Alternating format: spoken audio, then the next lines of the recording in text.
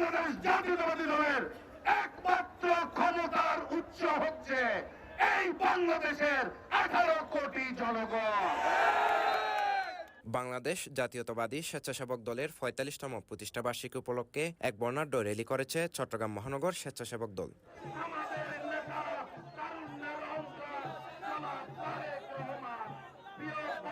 মঙ্গলবার ১৯ আগস্ট বিকেলে চট্টগ্রাম বিভাগের দায়িত্বপ্রাপ্ত বিএনপির কেন্দ্রীয় সহ সাংগঠনিক সম্পাদক মীর মোহাম্মদ হেলাল উদ্দিনের নেতৃত্বে মিছিলটি অনুষ্ঠিত হয়। আমাদের নেতা জনাব তারেক রহমান একটি বক্তব্য সবসময় বলেন, এটি একটু স্মরণ করিয়ে দিতে চাই, যাতে ফেব্রুয়ারির নির্বাচন পর্যন্ত আমরা আমাদেরকে সংযত রাখতে পারি।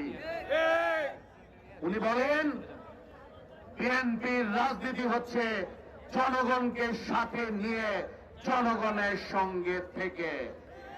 তার মানে হচ্ছে বিএনপি বা অঙ্গ সহযোগী সংগঠনের কোন পর্যায়ের কোন নেতৃবৃন্দের কারণে যেন আমার দেশের জনগণ কোনো কষ্ট না পায়, কারণ বাংলাদেশ জাতীয়তাবাদী দলের একমাত্র ক্ষমতার উৎস হচ্ছে এই বাংলাদেশের 18 কোটি জনগণ।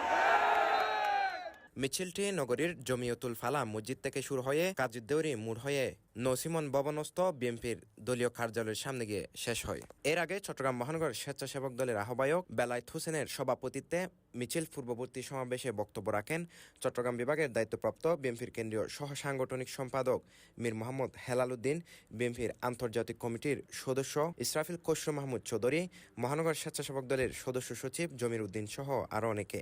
বিএনপিকে যারা ধ্বংস করার চেষ্টা করেছে তারা আজকে নিজেরাই ধ্বংস হয়ে গেছে, এবং বিএনপিকে যতবার ধ্বংস করার চেষ্টা করা হয়েছে বিএনপি দল হিসেবে ফিনিক্স পাখির মতো ঘুরে দাঁড়িয়ে।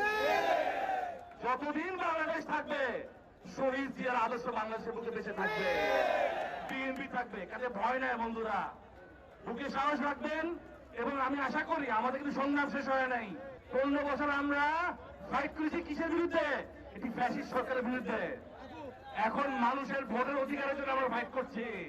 সংগ্রাম শেষ হয় না বন্ধুগণ, সংগ্রাম শেষ হয় সেদিনই শেষ হবে যেদিন জনগণের ভোটে নির্বাচিত একটি সরকার বাংলাদেশের রাষ্ট্র পরিচালনার দায়িত্ব পাবে।